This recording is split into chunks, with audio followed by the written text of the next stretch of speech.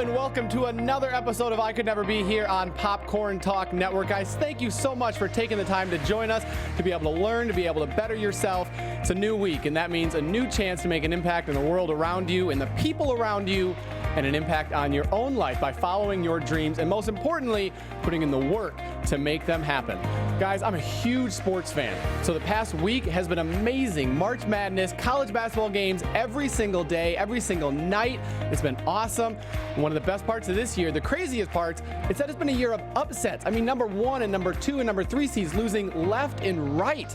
The biggest team, the number 1 team in the entire tournament, number 1 overall seed Virginia, coming into this tournament, number 1 seeds first round, 135-0. They'd never lost until University of Maryland, Baltimore County came in and said, you know what, we're going to fix that. They could have came in and been like, you know what, we made the tournament, that's a success, we're going up against this number 1 seed. No, they came in, they had an agenda, they set their goals, they worked hard, and they beat Virginia by 20 points, spanked them, wiped the floor with them. Truly an underdog story, and it's truly an inspiration that no matter how big of an obstacle you're facing, you can accomplish that. And speaking of an underdog, we're talking with one today. He's one of the stars of the hit show Impractical Jokers. Everybody loves this show. Huge fan myself. I watch it all the time. But you guys, that show almost didn't happen. Literally, it took years of hard work while these guys were working regular jobs to be able to put this show on TV. Obviously, it's a huge success now, and the success is just continuing so many different projects, a book coming out. Please welcome James Murray. James, how you doing?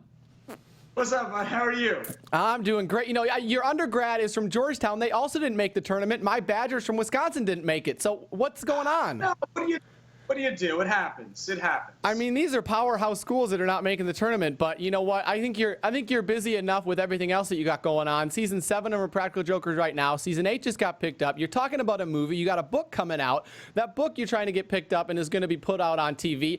I appreciate you taking the busy time out of your schedule to talk to me today. Of course. By the way, you sold yourself short, my friend. I haven't seen you in person. I can't see you on my iPad, but I can see you on my laptop. You're a handsome son of me. God. And you have a much better head of hair than I do, admittedly. Hey, well, I've looked at the old pictures. We're going to show some here of your head of hair back when you were in high school. That was a good head of hair. Oh, yes. Is it uncomfortable to talk about? Should I not have brought it up? Of hair. Is it? You want to see something funny? Let's see it. Did you see the challenge show where they shaved off my eyebrows and they made me get a new driver's license? No, I missed this. I saw that. In a punishment for the show, I lost the episode. The guy shaved off my eyebrows and shaved all my hair and made me go to the DMV and get a new driver's license photo with no eyebrows. And admittedly, my driver's license photo is out of date because I have a full mane of hair. But this is my old license and my new license. Oh my goodness! Now I look like I have all the diseases. Every transmitted disease of some kind. For a guy who doesn't have a lot of hair, they kind of shave the remaining hair. You had like a thing where they shaved your chest hair. They did one where you like had the top of your hair that they shaved into like a little patch. My body has been used against me in every season of this show. Is it crazy to think of just what has become of the show? Obviously, 7 seasons later, and you got an 8th season, and just the movie. Is it crazy to sit back and say, wow? Well, I'll tell you, today we've been working on the movie. The movie only got announced 2 weeks ago, but we stopped down the TV show about a month ago to work on the movie. We start shooting the movie April 29th. And I was sitting in the office today. The guys and I are coming up with all the ideas for the movie, all the hidden camera challenges we're going to do, and pranks we're going to play each other. And there's all sorts of secret planning going on in the movie. Like they'll say, "Murr, get out of the room," and I leave, and I hear them whispering and planning stuff. And I looked around today. I was like, man, we have been waiting for this day for years. We've been hoping to make a Jokers movie for so long, literally 4 years in the making. And with so many ups and downs, so many, we got to the point, 2 years ago, we almost got the movie made, almost got it greenlit, and it all fell apart. Up until a year ago, it almost fell apart again. So this is like it's been so many years in the making, so much passion and work put into it, and that it's finally happening now. I looked around today, I was like, man, I can't believe we're getting the opportunity to do this finally. It really is a special moment. It is amazing, and obviously fans literally across the country are they adore this show. They adore you. I mean, you put out that tweet for the show. I think like 10 minutes ago. It already has like 100 and something retweets and reply. I mean, it is incredible. Yeah, we are very fortunate. We realize that the only reason all these good things are happening to us is because of our fans and how amazing they are. It blows me away, to be honest with you. We tell this story on stage sometimes, but 12 years ago, we did a show in Manhattan. This is a true story. It was a place, I don't even know the places around anymore. It was a little theater, a 50-person black box called Rose's Turn. We rented the theater out. It cost us $65 to rent the theater. We rented it for the night. We put up a show.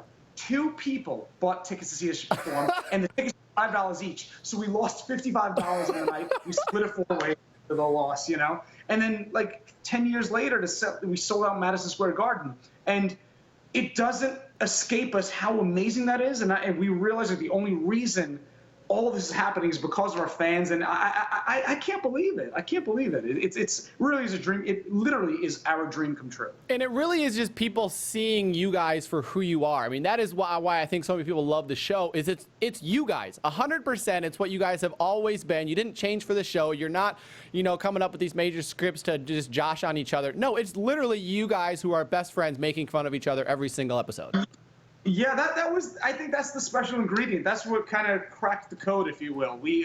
Jokers is our 3rd TV show.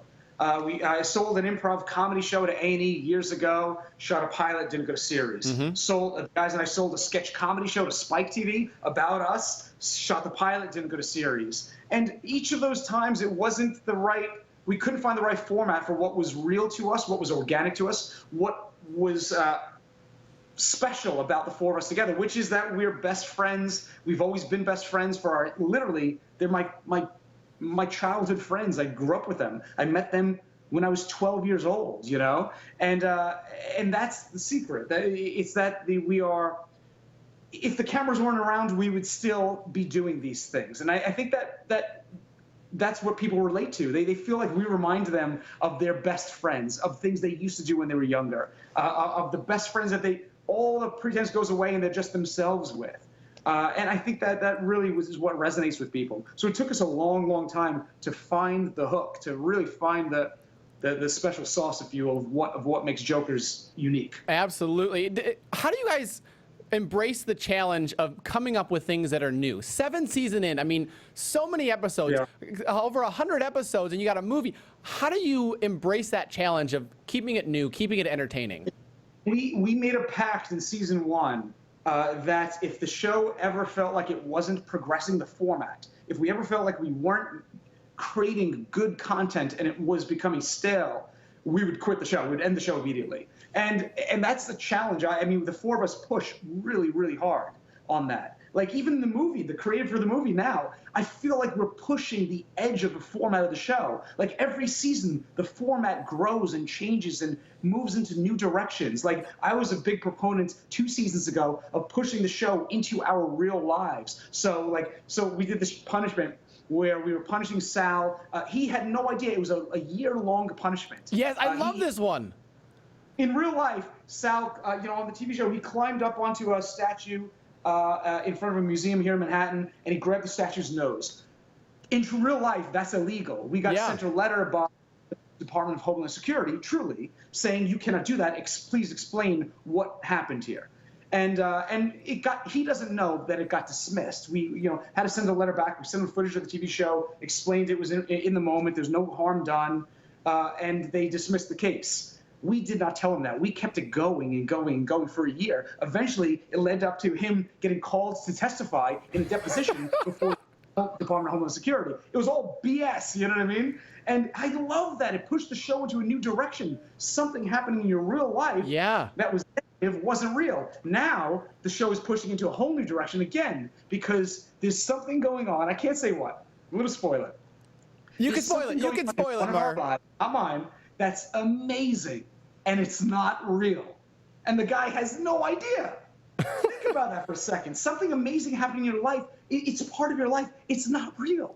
Like, that kind of stuff, it just pushes the format further, you know? And that's been, even things like last season we created this, coming up this season, in a few weeks, you'll see a brand new type of challenge we've never done before, where all 4 of us are in the scene, creating a scene together. It, again, pushes the format of the show further. it was a gentleman's pact we made in season 1. We're like, if we run out of ideas, if we feel like we're not creating good content and the show's not advancing, we will stop the show.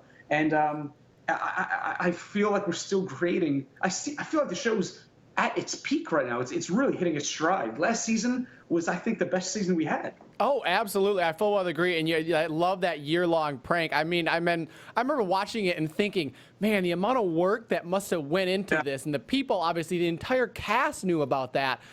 But the payoff for that, the reward makes it so worth it in the end. I mean, to look back and be, wow, I literally was fooled this entire time.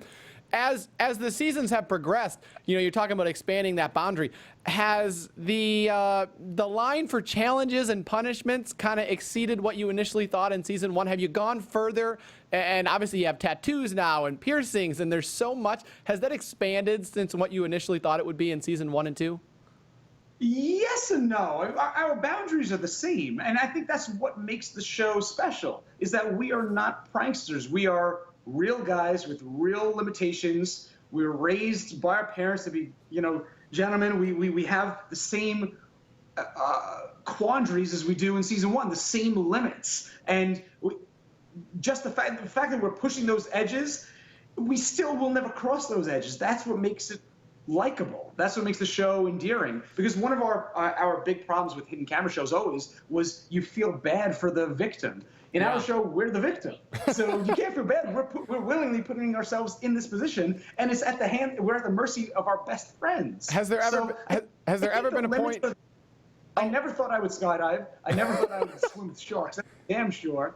I never thought I'd get a tattoo. My mother forbid my sisters and I from ever getting tattoos. She said, if you get a tattoo, don't come home. No joke. So when she found out that we were getting that we went to a tattoo parlor, and she calls me that night. She goes, "You didn't get a tattoo, did you?" I said, "No, Ma. I'm a 41-year-old man. I'm lying to my mother." "No, Ma, I didn't get a tattoo." She had no idea I had one, and it wasn't until that summer, my parents had a 4th of July party. We went in the pool. She's like, "What is that?" Busted. Oh my goodness. Has there ever been a time where there's been, I wouldn't say anger, but maybe just a little aggression after a punishment and what you've done to one of the guys, and you don't talk for like 12 or 24 or 48 hours? I mean, Sal when he got that Jaden Smith tattoo, ugh. Yeah, that's I can't say that. I can't say it. I can't say it. Come on, say it. All I'll say is this: that may come back soon to haunt one of us. So I can't say anymore. What I'm saying is this. Can you just say TV show or movie? Where do we expect it? I can't say a word anymore. Okay. Guys yelling at me. Okay, I can't say a word. But the tattoo punishment may come back to haunt one of us. That's all I'm going to say. Okay. At some point in the future. What we've always said is that we want to tattoo Sal's face over Joe's face. As a punishment, which I think would be hilarious. Anyways, but I will say in season 1, there was the very first time we incorporated one of our family members into a challenge was we did this like sensitivity in the workplace challenge, and we had Sal's sister in the challenge. Yes. And he was so furious at her that he didn't talk to her for like a month after the challenge. So, And then you married her, right? Then I married her. We so have the limitations of the show changed? I mean, I got married and I was dating a girl at the time, and she got very angry at me. I came home from work. I was like, "Babe, we have the perfect idea for the season finale punishment of the show. I'm going to legally marry Sal's sister." And she says to me, she goes, "Is marriage a joke to you?" And I was like, "Oh, I screwed up. I realized then that, go figure. Women don't treat marriage as a joke." Yeah. Probably should have Googled that prior. It led to a several-hour fight. My wedding. How bad? Like, my own girlfriend didn't come to my own wedding. I know. just ridiculous. What started the push to kind of get Impractical Jokers on TV? I mean, way back 10, 12, 15 years ago. Yeah. Well, the guys and we're a comedy troupe, of course, called the Tenderloins. We've been around for a long, long time. People ask us, like, how did it all happen? We say we're an overnight 12-year success story. You know what I mean? We worked hard for a long, long time. We had no contacts in the business. We didn't have an uncle that worked for TruTV. We didn't have anything like that. We failed a lot. a lot for many, many years. We did a lot of live shows. We then transitioned to sketch comedy, and we got very fortunate that our sketch comedy on the internet found an audience. And that led us to us directly getting an agent, then I started pitching TV shows with that agent, and I got a job at a company called North South Productions, which is the company that makes Impractical Jokers, and then the guys and I along the way had pitched and created a couple TV shows, shot pilots and go to series. But again, this is all just from hard work and wanting to move into TV. And this is a funny story, but 4 weeks before we sold Impractical Jokers, the Tenderloins fell apart. Like, we were no longer really a troupe. We're like, maybe we should just call it quits. It's like, we've tried twice, it didn't work. Our agent at the time told me that the guys and I were too old for TV, which is crazy. and you know, you get told no so many times, you start to believe it, basically. And we said, you know what? Let's try it one more time. Let's keep going. And around that time, I was working in development at the TV company. I had pitched them a number of shows. They hired me to just create TV shows for the company. And I had grown in my career at North South to eventually becoming the senior vice president of development. So I'd sold a number of shows and was pitching a lot. And I got intel, you know, from pitching networks that hidden camera shows were coming back in a big way. Justin Bieber had relaunched Punk'd, and a number of the networks were greenlighting pilots in the hidden camera space. And networks were eager to hear pitches in that space, but they wanted something different and unique.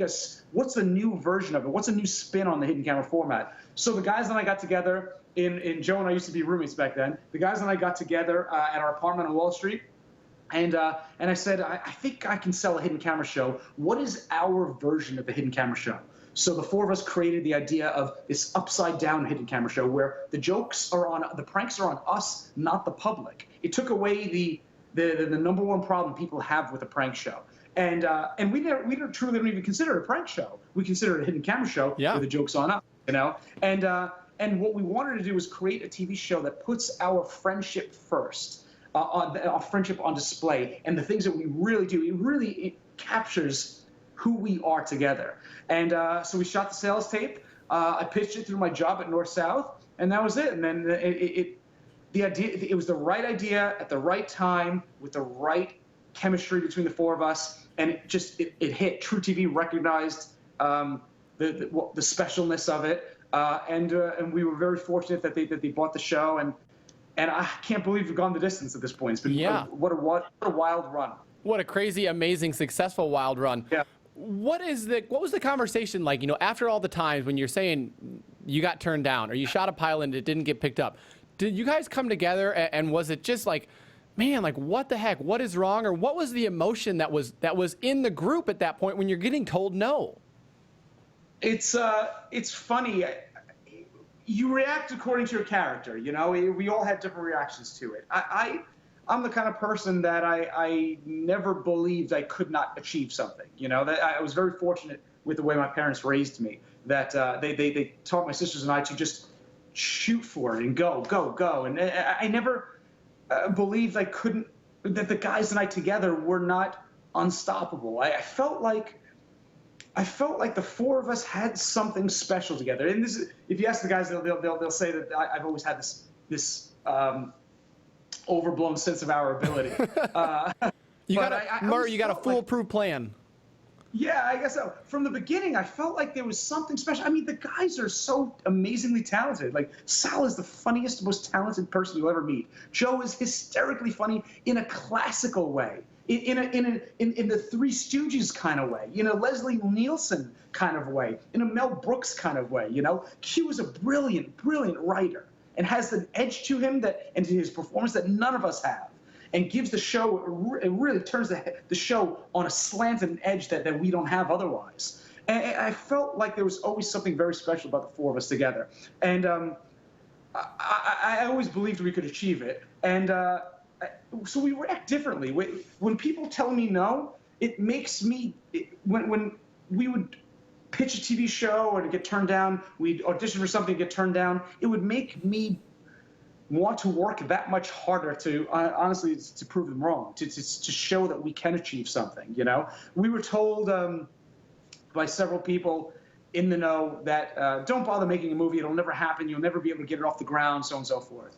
And now the movie's happening. Yeah. We were told not to tour. We were told you should not be touring. You should focus on the TV show.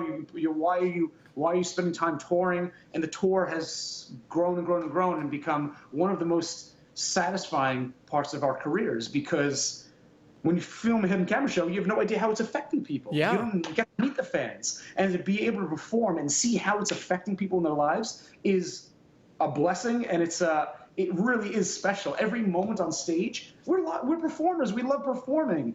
To see how it's affecting fans is amazing to me. So it's I reacted that way. We all reacted differently. Joe was like, you know what? I'm gonna go back to my day job. It's not working, clearly. We all had day jobs back then. Sal owned a bar. Q was a fireman for 8 years at FDNY. I was unemployed for most of my life. But then I worked in TV at North South because of our experience, pitching shows. And so we were like, maybe we had an interesting opportunity when we first sold the TV show. MTV wanted the show, but they did not want us in it. Ooh. They wanted the idea of the show, and they wanted to make it a game show with new contestants every episode. And then TruTV wanted the show, but wanted us in it. And it was a moment where you're like, you know what, we can stay in our regular lives and sell to MTV and let them run with it, and maybe the show works and we are producers of a show. Mm-hmm. And we get to keep our regular jobs because we were pretty happy at that point. Or we can take a gamble, a huge gamble, and try to be the stars of a TV show in our mid-30s. And I remember driving to Staten Island, and Q came out of the firehouse, and I was like, Q, I'm telling you, I really feel like this is the right idea. This is the right path. We should, let's try it one more time. Just, somebody believes in us again. Let's try to succeed at it one more time. And he's like, all right, let's try it one more time. And we did it, and thank God we went that route, Wow. I mean, that is just crazy to look back on. What if Q was like, no, I'm not feeling it.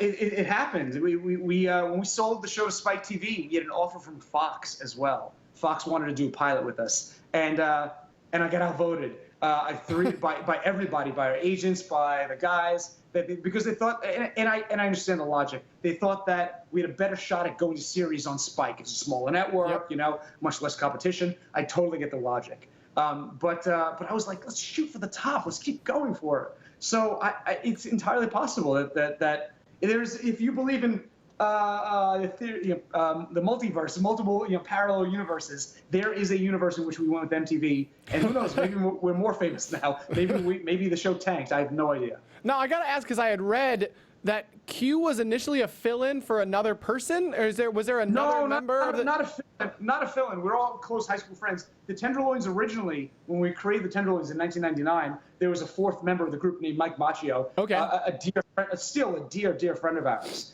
And he performed with us along the way. He helped create the Tenderloins. And along the way, he got a killer job and has a lovely wife and child, and it just wasn't a fit for him anymore. And but Q performed with us throughout those years as a guest performer in the Tenderloins. And Q went to high school with us.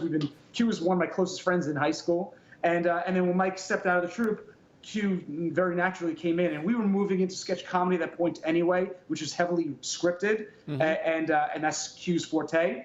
So it was a very natural transition for Q into the troupe. So do you guys still talk with Mike, or how does Mike feel about all the success? Friends. He's one of our closest friends. I love him to death. Does he ever wish he didn't leave?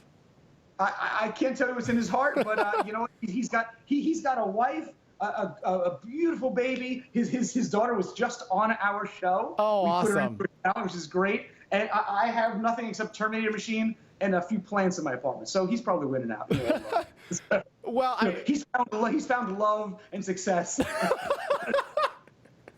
Oh my goodness! He still has a gorgeous mane of hair. Look at this. Success varies, and depending on who you ask is certainly the case. We're talking about all the years that it took to make Impractical Jokers become a reality, and now obviously you're on season 7 and got the movie coming out, and it's kind of the same way with your book, Awaken, your new book, which comes out this summer. It's a sci-fi thriller. You've had this for over a decade as well. That's right. The story of my book is the craziest story of them all. This is Awakened is the name of the book, right? Yeah. It's a thriller. It takes place in the subways. It's very scary. It's got a worldwide conspiracy built in. It's a great love story involved in it, too.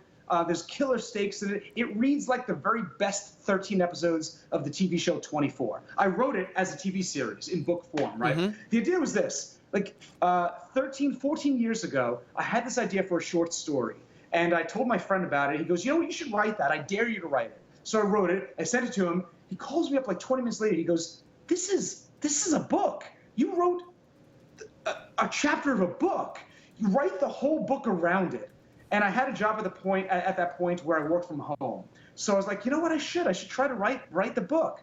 I spent a year of my life writing this book, researching it, interviewing people, rewriting it, and getting it into what I thought was a very fast-paced thriller. And then I tried to sell it. Like I said, the guys and I have no contacts in the business. We had no agent, no manager. Yeah. I didn't know anybody in publishing. I had no connections. So I sent out the manuscript to publishers, to literary agents, and it literally got returned to me unopened from every. And I can take rejection. I really can. I can take rejection. If somebody reads it and says, you know what, this sucks, I can take it. Yeah. No problem. Obviously, TV development is all about rejection. Yep. So I have a thick skin. But to be rejected without people reading it is so frustrating. Yeah. You know what I mean? It really is. I'm like, God damn it. And over the years, when you hear that so many times that it's not good, you start to internalize it. You really do. And you're like, shit, maybe it's not good. Maybe it's just not good enough to be published, you know? And fast forward to last year, a year ago, because of our amazing fan base and how much our fans love what we do, I was like, you know what? I believe in this book. It still was really good. Let me send it to HarperCollins now. Sent it out to HarperCollins. They bought it a day later. They read it. They bought it a day later. And then because of the fans and how many fans have pre-ordered the book, they bought the trilogy from me. Wow. And I pitched the idea for the trilogy. They bought the trilogy from me. And the whole point of Awakened is to sell the TV series, which is what I've always dreamed of, or the movie based on Awakened. So then I optioned the book to IDW Comics, which is a huge comic book company. And they have a huge graphic novel company. And we're pitching it, and we attached a killer showrunner, a killer writer to it. And we're going out this summer, at the end of June and early July, to pitch the TV show based on Awakened. You know, and then it's led to so many cool things. We're doing this huge book launch in June. I'm going to put the details out about that soon. The fans can come to and go through the Awakened experience, and I'll be at the end signing copies of the book. I'm doing a worldwide book signing tour that matches the Impractical Jokers tour. Wow. And you'll be able to meet me at our shows, and I'll sign the book for you at the shows. It's like just so many cool things. And then I'm doing a standalone horror book, that's tangential to Awaken, but in the same world of it, you know, in a similar world to it, but not connected to the book at all. And I want to make that into a movie, and I want it to be a movie that I produce as well. And I already talked to some friends of mine that are in the movie business now, and they're hot on it too. And it's like it could lead to me making a movie version of this too. Wow. It's been a huge passion project of mine for literally 15 years. And it's so much of our lives as Impractical Jokers. So to have something like this that is separate from the TV show and a totally different creative outlet is very satisfying. And we're all doing that now, too. We have to. Like, Sal is doing tons of stand-up comedy now, and he's so talented at it. Q is writing comic books now. He's so good at it. Joe's launching web series now. Yeah. He does this whole anti-bullying campaign, too. And it's like we have all these side projects that add to the whole, and I think make Impractical Jokers better, honestly. Oh, 100%, because again, as you're talking about with Impractical Jokers getting into your own real lives, that's exactly what this is. People want to know more about you guys and the impact that you're having, and then you're able to kind of, as you're saying, branch out, still be together, but also have a greater impact separately. Yeah, and I think also the lesson there is what's valuable to me is that don't quit. Don't stop.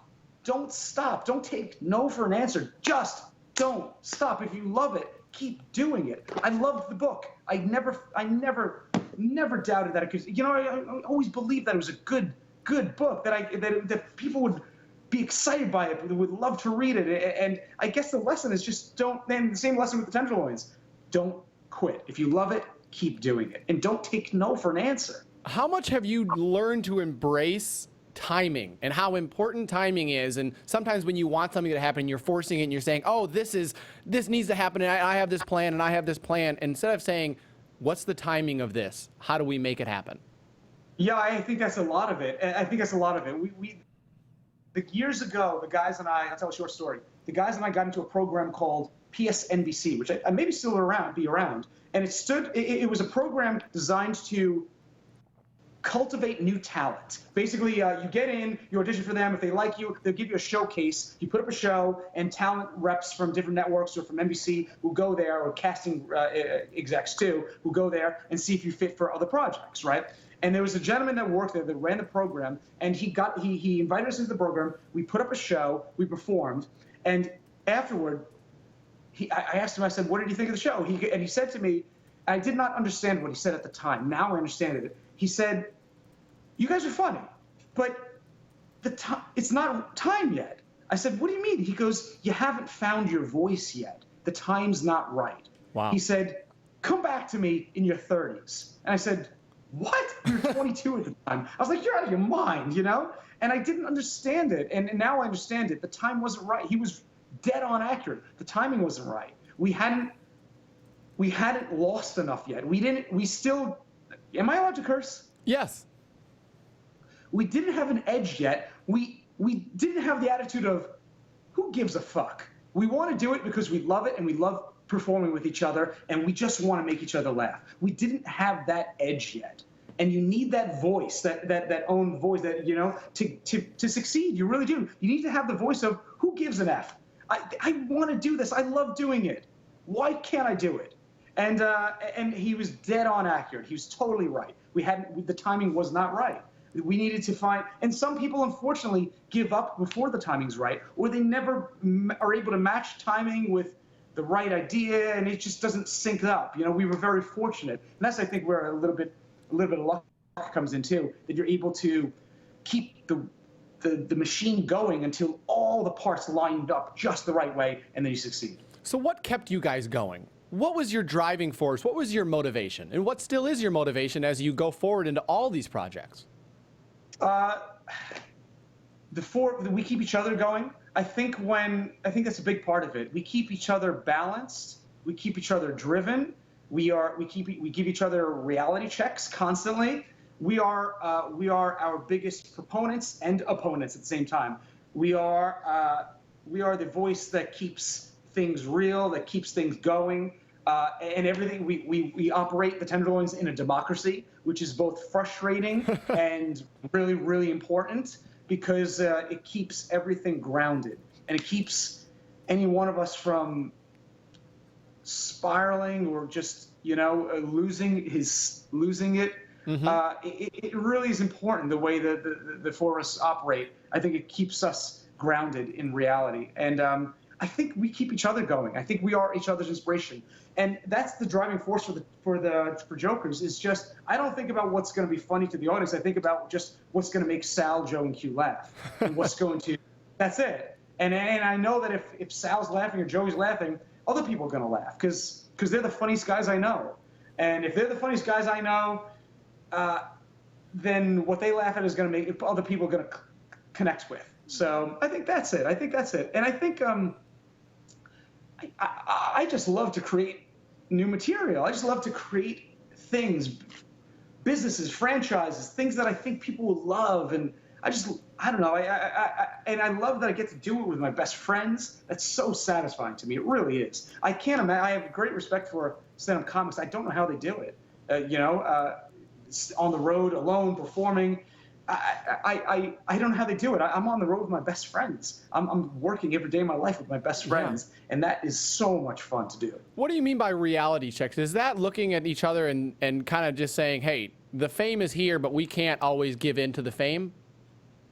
Very little is different in our lives. That's a lot of it. Very little is different. It really is. I have a bigger apartment, a little bit, but while making the show, Joe and I lived together for 5 years. Wow. Even though season 1 and 2, we were roommates in a 700 square foot apartment. You know, wow. It's like, you talk about reality check. Your best friends are the ones that keep you grounded the most. You know, so I think that's been important. You know, we keep each other in check, and we keep the show in check. The show has to stay true to what it is. The show can't ever, like I said before, the show has to advance and push the format, but the DNA of the show, we talk in TV, you talk about the DNA of the show a lot, you know, in TV development, you know. You talk about what is the DNA of the show, and a show that does not have good DNA, it will fail, always. Whether it fails in development or in production, or at some point in the process, the show will fall apart if the DNA is not good. The juju, if you will, yeah. As they say, the secret sauce of the show needs to be good. And that's a lot of what I mean by keeping the show in check. The DNA needs to still be good. And that's where good friends keep it in line. Our crew is like our family. Usually we spend the most of our time with them. They are truly our family. The DNA is good, and it keeps the show moving forward.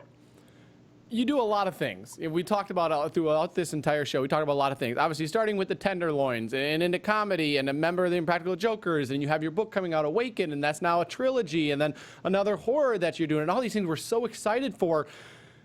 In 20 years, 25, 30 years, even maybe past that, how do you want to be remembered? What do you want people to, what do you want when people say James Murray and they're like, "Oh, he's blank." Fill in that sentence. I don't know about that. I'll say for a group, as a group rather than individual. But I hope that, and it occurs to us that we're about to hit 200 episodes next year, and we're hitting 200 episodes. I think at the beginning of next year. Yep. And it occurs to me like I think I have an appreciation for this more than the other guys because I've worked in TV development for so long, but it's so rare anymore for that to happen. It truly is. Most TV shows last once, never get past the pilot stage. Yeah. And if they do, they don't last more than a few episodes, and certainly not more than a season or two. It just doesn't happen.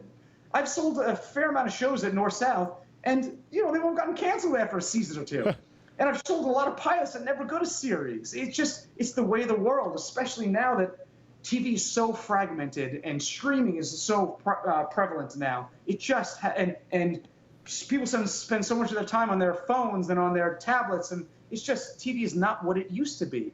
It's so hard to get a show to go the distance. So to have a show go 200 episodes and more, and then launch a series, it occurs to the four of us that there's an entire generation of kids that are being raised with the backdrop of our show. Yes. You know, like when I grew up, I mean, it was the Zucker brothers, seeing Naked Gun, the airplane movies. It was Mel Brooks. It was Richard Pryor. This is the background of our lives. This is the soundtrack of our lives, if you will. This is what inspired our comedy, you know? And to see like a whole generation of kids now that our show is the backdrop of their lives is, I can't... It is truly that's our legacy. That really is our legacy. And it does not escape us that we're very fortunate to have created something that has gone the distance, that is becoming part of families' lives. And it's the grandparents and the parents and the kids watch it, and this whole generation of kids, this is their favorite show. And that's the legacy. That's it. That's what I just hope that we make the world a better place overall. We've brought more joy into the world than not. And there's so much division, honestly, in the world. There's so much division that to come home and to turn on the TV like you used to do back in the day and just turn on something that makes you laugh for 22 minutes that's the legacy. That's the dream that hopefully we've added more good to the world than not. That's amazing. I love that attitude. And it's just, like you're saying, literally that. And that's what I try to do with this show is just put positivity into the world. The world needs positivity. Yep. In the news so much right now, and you go on Twitter and it's bash, bash, bash, and headline after headline that's so negative, and just, you're exactly right in everything that you're doing that is just injecting positivity in the world and giving people a 22-minute break from all the negativity and saying, hey, take a second, laugh, Everything is going to be okay. Just be kind to one another. Have a little humor, make fun of each other. It's all going to work out. And I know you talked about seeing that even when you were on your drive home in the snowstorm there on the East Coast and you saw that. But I want to issue, this question to you of what advice do you have for other people who are those kids, who are people who are watching you and are maybe going through their first trial by fire and their first time where they failed? What advice do you have to them to keep going, to keep reaching after their dreams? Yeah, that was it. I said it before, just don't take no for an answer. If you love it, do it. Don't stop. If you love it, keep doing it. That's what it comes down to, ultimately. You have one shot in life, right? You have one shot. So all we have is time. That's it. And it could end tomorrow. It just, if that's the last moment, make it the best moment. Make it just don't stop. If you love doing it, keep doing it. That's the best advice. That's it. I think that's the secret of life, ultimately. Just keep doing it if you love it. Absolutely. Fantastic. Thank you so much for coming on. Seriously, this has been amazing. Now, do you have a minute or two? I always like to finish off with a fun game of just like some rapid fire questions. We obviously talk about a lot of serious stuff, but just some fun questions. You got a couple minutes? Let's do it. All right. We're going to bring up, we always try to have some fun music underneath. We're talking about Impractical Jokers, talking about all the seasons that are going on. You're very stylish. It's a big point of the show. Your style, your wooden bow ties, everything. If you could give one of the other guys tips on style, who would it be and what would you give him? You're going to get me in trouble, man. Come on. Come on, you're going to be in big trouble here. I mean, I don't know. Oh, they're going to kill me. Well, I mean, Q should go to a store that sells clothing of some kind. I think his clothes are still from circa 1993. I think he's wearing the same clothes from high school. You're going to be in trouble. Oh my God, I'm sorry. He's staying grounded. He's staying grounded. That's exactly what we're talking about. Who do you know? Who do you know the most about? Do you think like deep dark secrets on the show? You're gonna get me in trouble. Come on. Equally, but okay. Probably Joe. Okay. What is the worst punishment, in your opinion, that you've gone through or that one of the other guys have gone through? Gosh, 2 weeks ago. Last summer I went for allergy testing. The guy somehow got a hold of my allergy test results. They made me, you like Chippendales. There's that Thunder Down Under, they call it. It's this Australian, male review. Yeah. So these women, 300 women screaming as these guys strip. And they made me, they right before I go on stage, they had Dr. Frank, our friend, inject my body with what I'm most allergic to. So I have to go on and strip in front of these women as my body broke out in every STD on the planet. It was so embarrassing, man. That and the interview with Danica McKellar, Winnie Cooper. Oh yeah, we had that picture. We had that picture up for our viewers here about 15 minutes ago. It was so good. Finally, little spoiler for you. I get my revenge coming up in a few weeks on Impractical Jokers season 7. Oh, I love this. Returns. I love this. I love this. How many more seasons do you think of Impractical Jokers out there? You just renewed for season 8. What's the future hold besides the movie and the TV show? That's up to the audience. As long as you guys keep watching it and loving the show, we'll keep doing it. It would be pretty wild to get through season 10. That'd be great. Awesome, awesome. Again, thank you so much. If you guys want to be able to follow Murr, you can follow him at James S. Murray on Twitter, at The Real Murr on Instagram. I'm Michael Clouse. You can follow me at The Only MC on Instagram and Twitter. Guys, I really hope you enjoyed this. Such amazing inspiration and motivation just to be able to take for your life of no matter if you get told no and you hit that wall, keep pushing, keep going, realize that timing is a real thing. And it might not be your time now, but in 5 or 10 years, it's going to be your time. And if you don't quit, you're going to get to those points and you're going to make it. And please just tell other friends about the show, subscribe, comment, like, tweet about it. Just share that positivity in the world, just like what they do on Impractical Jokers, all about injecting positivity. Guys, thank you so much for joining us here on the Popcorn Talk Network. We're here every Monday. We'll see you next time. From producers Maria Menounos, Kevin Undergaro, Phil Svitek, and the entire Popcorn Talk Network, we would like to thank you for tuning in. For questions or comments, be sure to visit popcorntalk.com. I'm Sir Richard Wentworth, and this has been a presentation of the Popcorn Talk Network. The views expressed herein are those of the hosts only and do not necessarily reflect the views of the Popcorn Talk Network or its owners or principals.